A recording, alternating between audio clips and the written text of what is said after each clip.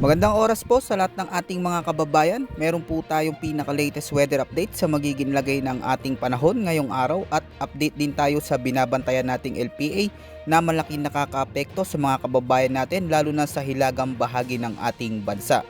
Alamin natin ang malaking pagbabago sa direksyon nito at anong mga lugar kaya ang makakaranas ngayon ng malalakas na pag-ulan dulot ng hinihila nitong habagat. Ayon sa pinakabagong datos, ang low pressure area ay huling namataan sa baybaying karagatan ng Sabtang Batanes. At sa ngayon ay patuloy natin itong minomonitor dahil nananatili pa ring mataas ang posibilidad na maging isang bagyo ito sa loob ng susunod na 24 oras. Samantala, habagat o southwest monsoon naman ang malaking nakakaapekto at nagdadala ng malalakas hanggang sa matitinding mga pag-ulan ngayon sa malaking bahagi ng Visayas, Mindanao pati na rin sa Central at Southern Luzon. Samantala, ang isa pang binabantayan nating tropical depression sa labas ng ating area of responsibility sa mga nakaraan nating forecast ay tuluyan na itong nakalayo at wala na itong direktang epekto sa anumang bahagi ng ating bansa. Kaya magandang balita po ito mga kababayan. Narito naman ang inaasahan o magiging weather condition natin ngayong araw dulot ng mga pag-ulan na dala ng LPA sa loob ng ating area of responsibility na posibleng maging bagyo sa loob ng susunod na 24 oras. Ngayong araw ay apektado ang malaking bahagi ng Ilocos Norte, Cagayan, Batanes, Apayao, kasama rin ang Abra at Kalinga. Asahan ng mga lugar na ito ay makakaranas ng maulap na kalangitan na may kasamang malalakas hanggang sa matitinding mga pag-ulan, pagkulog at pagkidlat dulot ng low pressure area o LPA. Pinag-iingat natin ang mga lugar na ito dahil posible ang pagkakaroon ng mga pagbaha sa mga mapababan lugar at pagguho ng lupa sa mga bulubunduking bahagi, lalo na kung magdudulot ito ng tuloy-tuloy na malalakas na pag-ulan. Sa Metro Manila at mga lalawigan ng Zambales, Cavite, Occidental Mindoro, Batangas, Bataan, pati na rin sa La Union na lalabing bahagi ng Cagayan Valley, Tarlac at sa natitirang bahagi ng Cordillera Administrative Region, asahan sa mga nabanggit nating mga lugar ang pagkakaroon ng madalas na pag-ulan, lalo na pagsapit ng hapon dulot ng umiiral na habagat.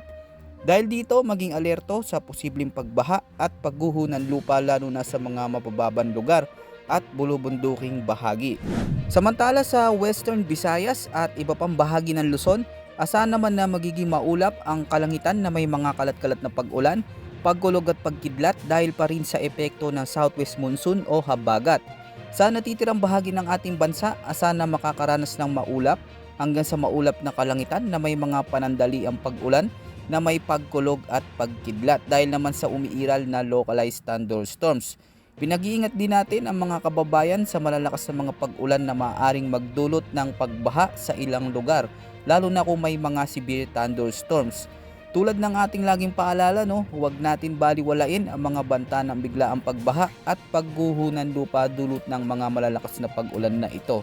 Ngayong araw, alamin naman natin ang update sa weather advisory na inilabas ng Pag-asa at mga lugar na makakaranas ng heavy rainfall warning dulot ng LPA.